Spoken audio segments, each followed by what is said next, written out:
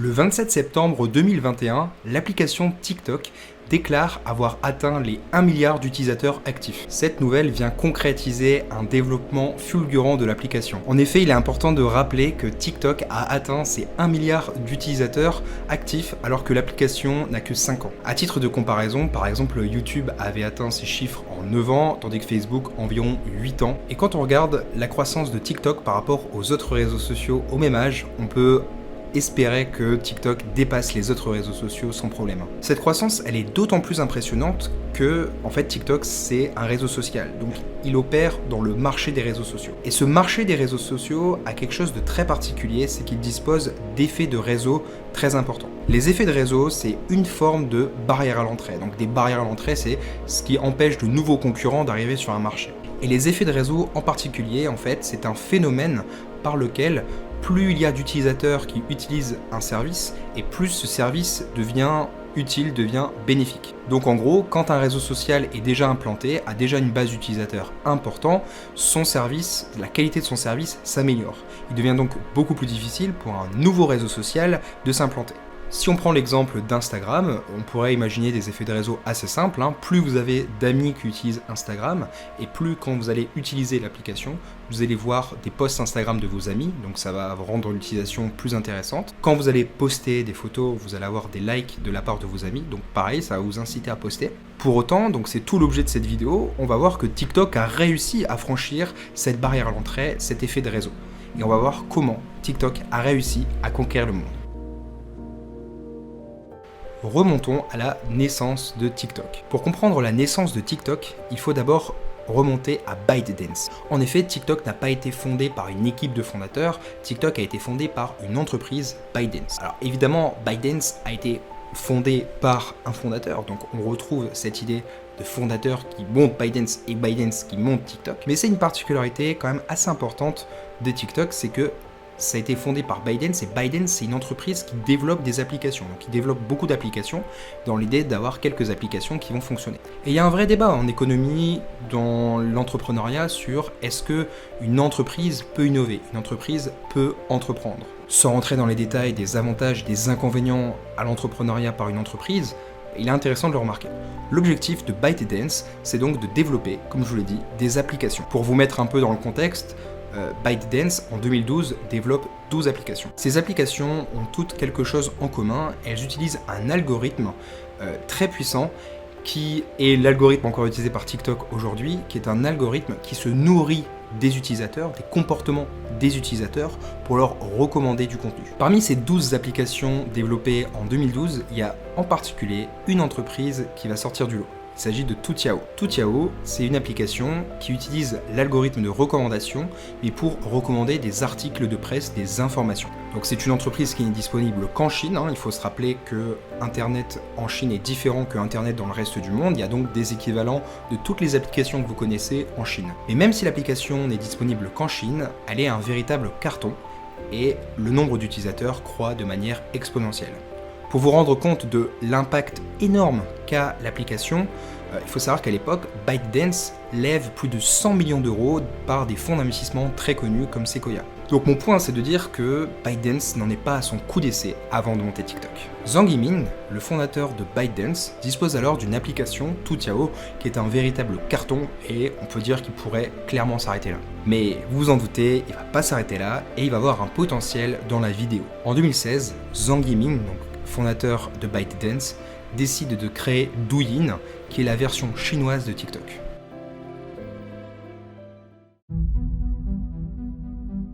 Douyin est donc lancé en Chine, et pour bien comprendre quelle est la stratégie de développement de ByteDance, il faut comprendre que pour qu'un réseau social ou en tout cas une application de contenu comme TikTok fonctionne, il y a 3 éléments. Les 3 éléments sont les créateurs pour créer du contenu, des utilisateurs pour consommer ce contenu et un algorithme qui permet de mettre en relation les deux. ByteDance va donc dans un premier temps se concentrer sur l'algorithme et ne pas vraiment se concentrer par exemple sur l'acquisition d'utilisateurs, ce qu'on pourrait mettre dans la case marketing, vente, acquisition utilisateur, etc.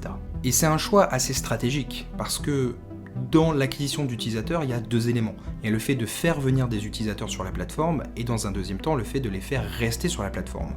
Donc vous pouvez soit vous dire, je vais d'abord me concentrer sur le fait de faire venir des utilisateurs. Et vous pouvez aussi vous dire, bah non, moi je préfère me concentrer sur la rétention des utilisateurs, comme ça je ne fais le travail qu'une fois, et en fait, dans un second temps, quand je vais faire venir les utilisateurs sur ma plateforme, eh bien ils resteront et ils seront conquis par ma plateforme.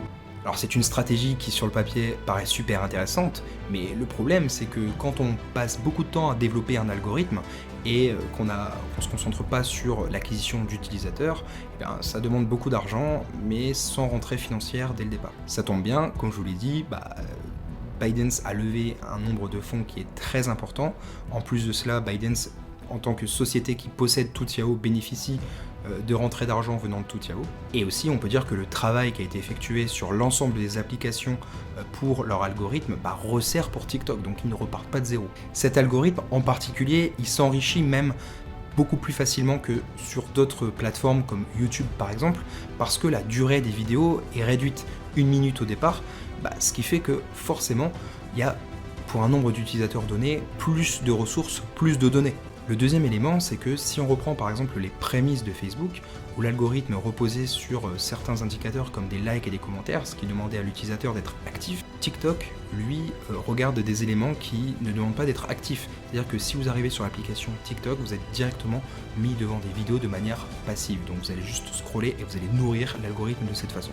Au-delà de l'algorithme, on peut dire que Douyin, en tout cas ByteDance, donc c'est pour Douyin et TikTok, a mis en place des éléments qui rendent les utilisateurs accros. Ce sont notamment des éléments qui sont analysés dans le livre Hooked de Nir Eyal. J'utiliserai 3 arguments qu'il utilise et qui s'appliquent particulièrement bien à TikTok. Le premier élément, c'est que pour qu'un utilisateur devienne accro, il faut que le premier passage à l'action ne soit pas trop dur. C'est-à-dire qu'il faut qu'il y ait un minimum de barrière à l'entrée pour un nouvel utilisateur. Et sur ce point, on peut dire que Douyin, TikTok font très bien les choses. Si vous allez sur leur site internet, vous avez directement du contenu. Vous n'avez même pas besoin de vous créer un compte. Il n'y a même pas besoin d'être connecté en fait pour pouvoir accéder à du contenu.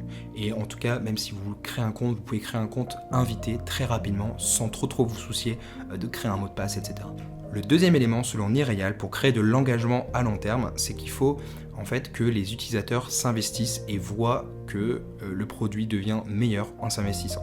Alors ici, parler d'investissement, c'est un bien grand mot parce qu'on parle uniquement de regarder des vidéos de manière passive. Et plus vous allez regarder des vidéos, et plus vous allez avoir de meilleures vidéos. Et donc vous avez un peu un biais de l'engagement, un biais d'avoir investi votre temps dans quelque chose qui s'améliore. Troisième élément du livre, c'est le principe des variable rewards, donc en gros les récompenses variables. Intuitivement, on pourrait se dire qu'un réseau social a intérêt à donner le meilleur contenu possible à chaque instant, à chaque utilisateur. Mais en réalité, ce que Nir Eyal montre avec plusieurs études, je ne vais pas les citer, c'est que en fait, les utilisateurs prennent plus de plaisir, sont plus excités quand il y a des résultats en fait variables. C'est-à-dire quand il y a des super contenus, mais qui sont entre des contenus de moins bonne qualité. Ce qui fait que quand l'utilisateur va scroller, il va avoir l'impression de tourner la roulette au casino et d'avoir un résultat positif ou négatif. Le résultat positif devient alors d'autant plus beau. Enfin, un dernier élément sur l'application, c'est un truc tout bête, mais quand vous faites retour pour quitter l'application, vous restez sur l'application. Donc non seulement les barrières à l'entrée sont faibles, mais les barrières à la sortie sont très élevées. Tous ces éléments permettent donc de montrer que TikTok a réussi quelque chose de très fort, c'est de créer un environnement addictif. C'est-à-dire que quand un utilisateur arrive sur sa plateforme, il est capturé et accro au contenu qu'il consomme.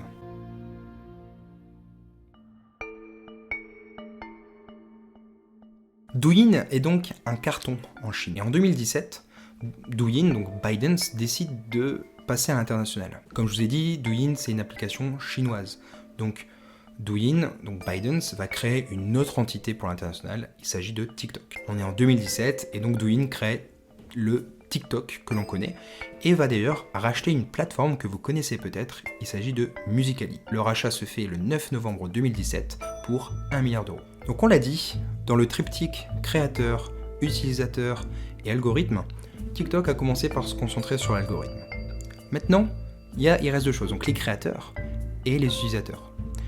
TikTok va décider de se concentrer sur les créateurs pour son passage à l'international. Le premier élément qui montre que TikTok s'est vraiment concentré sur les créateurs, ça a été de faire baisser les barrières à l'entrée pour tout nouveau créateur. Sur certaines plateformes comme YouTube ou Twitch, il peut être compliqué de devenir créateur parce qu'il y a beaucoup de matériel à acheter. Le fait de publier des vidéos, ça peut demander beaucoup de matériel. On peut penser à même d'autres métiers, comme par exemple le fait d'être chanteur, le fait d'être DJ. Alors que sur TikTok, la création, elle a été simplifiée au maximum. Sur TikTok, il suffit de prendre son téléphone, d'appuyer sur Record, et on a une vidéo très simplement en ajoutant une musique connue, en montant très facilement, en mettant un petit filtre, un petit effet. C'est super rapide. Alors évidemment, je dis pas qu'il n'y a aucun travail qui est effectué par les créateurs TikTok, je dis juste que on peut créer un contenu de qualité assez correct, en tout cas vis-à-vis de la moyenne des créateurs, très facilement.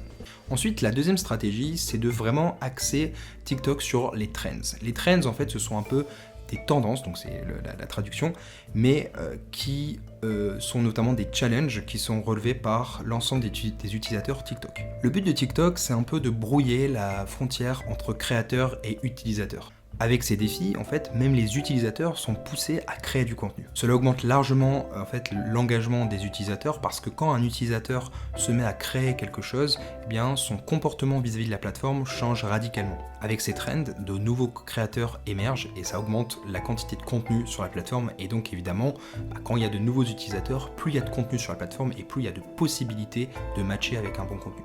Une autre stratégie utilisée par TikTok pour faire émerger de nouveaux créateurs, c'est de en fait, donner de la visibilité à plus de créateurs. TikTok a la particularité, par rapport à d'autres plateformes, de mettre en avant de nouveaux créateurs à chaque instant. En effet, par exemple sur YouTube, la plateforme, même si c'est de moins en moins vrai, va pousser aux utilisateurs du contenu que l'utilisateur a déjà vu ou auquel il est abonné. Alors que sur TikTok, les créateurs sont toujours remis en concurrence en fait avec d'autres créateurs. Donc ce qui fait que, alors c'est un point négatif pour les créateurs qui sont déjà installés sur la plateforme parce que ça leur garantit en rien une certaine longévité sur la plateforme, mais par contre pour de nouveaux créateurs c'est super parce que ils ont vraiment une opportunité de percer. Et en fait c'est un peu malsain parce que TikTok va jouer sur ça pour mettre en avant de nouveaux créateurs. Ces créateurs vont connaître la popularité, ce qui va leur faire changer, leur état d'esprit va totalement changer. Et ils vont devenir en fait des créateurs qui sont très motivés par la plateforme alors que en fait peut-être qu'ils vont créer du contenu dans le vide. Et en fait TikTok va être très malin parce qu'ils vont les faire percer entre guillemets pour que ce soit des créateurs qui soient assurés que la plateforme va leur apporter de la popularité. Ils vont créer beaucoup de contenu, ils vont vraiment se donner les moyens, ils vont acheter du matériel, ils vont faire ce qu'il faut et peut-être qu'en fait c'était juste un petit coup de chance cette fois-ci. L'algorithme a évidemment mis en avant la vidéo parce qu'elle était vraiment d'une bonne qualité, peut-être pas une bonne qualité, mais peut-être qu'elle répondait à certains critères et peut-être qu'à long terme le créateur n'a aucune chance de tenir à long terme. TikTok n'est pas dupe et sait aussi que les créateurs, les utilisateurs ont leurs habitudes. Ils sont habitués à utiliser les réseaux sociaux traditionnels tels que YouTube, Instagram, etc. Ils vont donc en fait prendre pour acquis le fait que les utilisateurs et les créateurs ne sont pas forcément habitués et donc ils vont encourager les créateurs à créer uniquement, utiliser TikTok comme un moyen de créer leurs vidéos et ensuite les laisser partager leur TikTok sur d'autres plateformes. Et donc en fait, on va avoir se multiplier les contenus qui sont des contenus TikTok sur d'autres plateformes. On va notamment avoir des trends qui vont émerger sur d'autres plateformes qui vont évidemment donner envie d'aller sur TikTok. Notamment, on va avoir le logo en bas à droite TikTok qui va rappeler que cette trend, elle vient de TikTok. Alors, ce passage international est évidemment un succès par la stratégie mise en place par TikTok, mais il faut aussi bien comprendre que TikTok dispose de moyens financiers colossaux.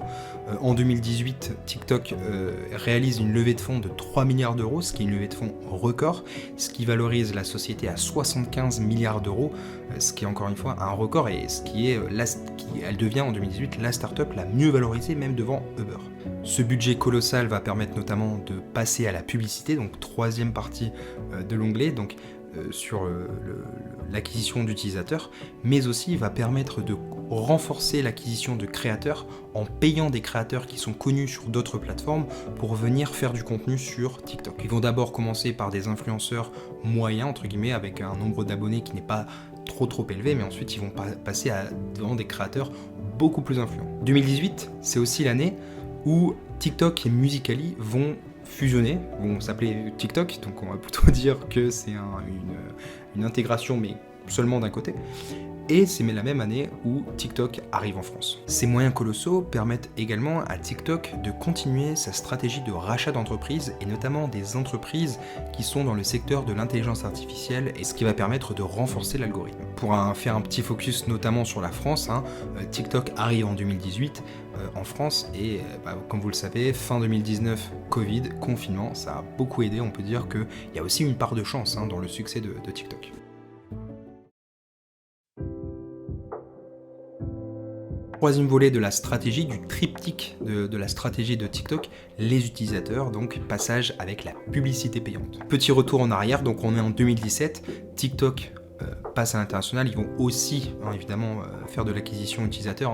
Évidemment, quand moi je décris ce passage entre utilisateurs, créateurs et algorithmes, évidemment tout se fait un peu en même temps, mais c'est plus une question de focus. Quand en 2017 TikTok va décider de passer à l'international et donc de faire de l'acquisition client, ils vont d'abord se concentrer sur des pays qui sont un peu plus pauvres. Ces pays pauvres en fait vont être un peu moins chers pour la publicité parce que le coût pour 1000 vues va être plus faible. En effet, comme c'est des pays pauvres, les utilisateurs ont un consentement à payer un peu plus faible. Ce qui fait que forcément le coût pour 1000 baisse parce que les entreprises qui dépensent en publicité sont moins prêtes à dépenser, comme ils savent que les clients potentiels ont moins d'argent à dépenser. Pour TikTok, c'est intéressant parce que ça permet de baisser le coût publicitaire, mais évidemment dans un second temps, quand TikTok voudra monétiser ces personnes, elles rapporteront moins d'argent. Le RPM, revenu pour 1000, sera plus faible. Et comme TikTok est dans une stratégie, dans un premier temps, d'acquisition d'utilisateurs, peu importe quel est l'utilisateur, ça permet d'être bien classé, notamment sur les Play Store, Apple Store, etc. Ça permet d'avoir des articles de presse, ça permet de continuer à faire tourner l'algorithme, et ça permet d'avoir un peu d'utilisateurs de manière un peu plus facile, ce qui permet ensuite de gagner en confiance et gagner en automatisme, en process, pour ensuite atteindre d'autres pays.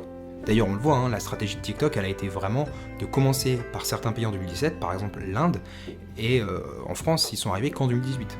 Et ensuite, de manière générale, sur la publicité, TikTok, c'est un énorme budget publicitaire, donc même s'ils étaient mauvais en pub, on peut dire que ce serait pas un énorme problème, mais voilà, les budgets colossaux, c'est plus de 3 millions d'euros par jour, et avec des coûts pour mettre en place la publicité qui sont assez faibles, parce que pour TikTok, il suffit de reprendre les meilleurs contenus de la plateforme, TikTok, et de les mettre dans la publicité. Comme ce sont des contenus qui ont été énormément appréciés par les utilisateurs, TikTok s'assure d'attirer l'attention dans la publicité.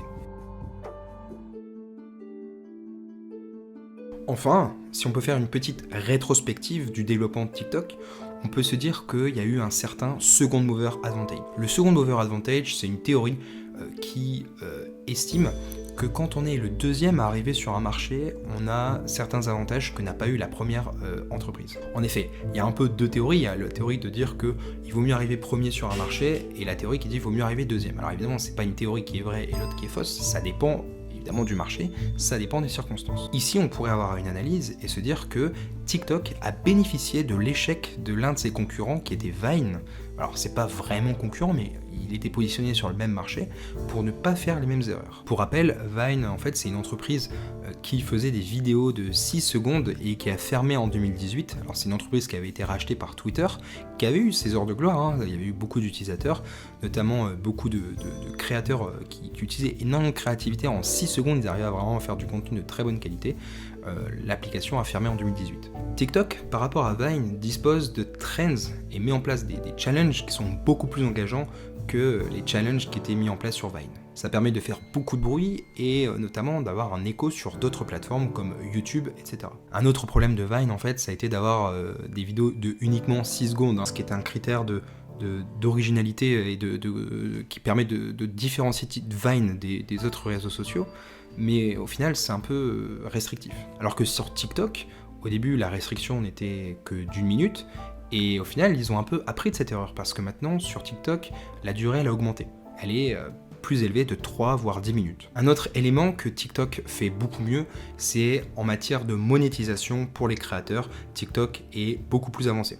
Un élément que reprochaient beaucoup les créateurs de Vine à l'entreprise, c'était le manque de monétisation de leur contenu. Ce que faisaient les créateurs Vine, en fait, c'est qu'ils montaient leur communauté sur Vine, ils augmentaient leurs abonnés, et ensuite, ils leur disaient d'aller sur leurs autres réseaux sociaux, qui étaient beaucoup mieux pour monétiser leur contenu. Et de manière générale, sans parler uniquement de la monétisation des créateurs, TikTok a une bien meilleure façon de gagner de l'argent. En fait, Vine perdait de l'argent alors que TikTok en gagne beaucoup. On en revient toujours à la même chose, mais l'algorithme ultra puissant de TikTok permet en fait de beaucoup mieux connaître les utilisateurs. Ce qui fait que les publicités sont beaucoup mieux ciblées et beaucoup plus précises. Cela permet donc en fait pour un certain nombre de ciblages faits par TikTok d'avoir de meilleurs résultats. Et donc pour un nombre d'utilisateurs donné, de pouvoir gagner plus d'argent. Un autre élément qu'utilise TikTok très bien dans ses publicités pour que ces publicités soient plus performantes,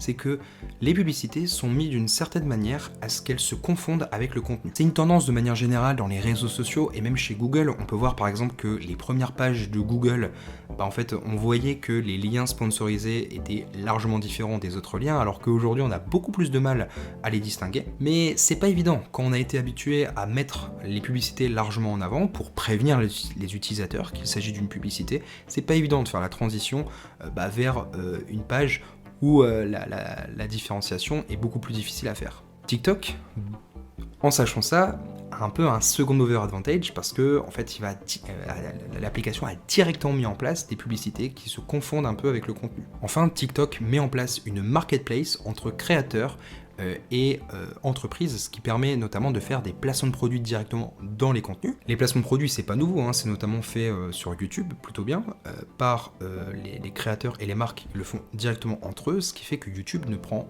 aucune commission. Là, TikTok, en fait, va un peu contrôler tout ça et va mettre une marketplace en place, ce qui fait que les créateurs trouvent plus facilement des entreprises, les entreprises trouvent plus facilement des créateurs. Même pour eux, c'est mieux parce qu'en fait, ils trouvent plus facilement un placement de produit qui correspond à tout le monde. Et TikTok, au milieu de tout ça, prend une commission. Enfin, un dernier élément, si on fait une rétrospective, on peut se demander peut-être si le fait que TikTok, qui a commencé d'abord uniquement par Douyin et qui était uniquement en Chine, et donc le fait que les utilisateurs chinois n'avaient que Douyin et ne pouvaient pas avoir accès à d'autres plateformes internationales, on peut se demander si ça n'a pas été bénéfique pour l'application. On peut aller un peu loin et revenir à des débats économiques sur la différence entre le libéralisme et le protectionnisme. On peut se demander si le fait que les entreprises qui sont dans un premier temps cantonnées à un espace national, donc sans possibilité d'être en concurrence avec des entreprises internationales qui sont déjà bien implantées, ça ne peut pas leur bénéficier. Notamment sur un marché comme le marché des réseaux sociaux où il y a énormément de barrières à l'entrée, peut-être que d'abord le fait d'être cloisonné dans un pays, ça peut permettre à l'application de se développer tranquillement sans être bousculé par la concurrence. Je ne dis pas que je suis favorable au protectionnisme et je ne dis pas que cela fonctionne tout le temps, je dis simplement que c'est un élément de réflexion peut-être qui peut être intéressant. Alors évidemment, avant de finir cette vidéo, je ne pouvais pas passer à côté des problèmes que génère TikTok, c'était juste pas le point de cette vidéo, je voulais simplement me concentrer sur comment TikTok a fait pour réussir à braver les barrières à l'entrée qui sont inhérentes au marché des réseaux sociaux. Donc pour ceux qui veulent se renseigner un peu plus sur les problèmes de TikTok, notamment les problèmes d'addiction, sur les problèmes de données, de gestion des données personnelles, je vous mettrai des articles pour approfondir dans la description. Voilà, c'est la fin de cette première vidéo sur cette chaîne. J'espère que cette première vidéo vous aura plu. Mettez un j'aime si c'est le cas, commentez avec ce que vous avez aimé, ce que vous avez moins aimé, ça m'aidera beaucoup. N'hésitez pas aussi à commenter si vous voulez voir d'autres entreprises en particulier. Je finirai cette vidéo par parler forcément d'une entreprise qui va peut-être braver les barrières à l'entrée de ce marché si particulier qui est le marché des applications de réseaux sociaux de création de contenu. Il s'agit d'une application française qui a levé des fonds et qui cartonne aux États-Unis. Il s'agit de BeReal. Peut-être que cette entreprise, vu qu'elle se développe bien, fera l'objet d'une vidéo dans quelques mois. Peut-être qu'elle aura remplacé TikTok, je l'espère, en tant qu'entreprise française.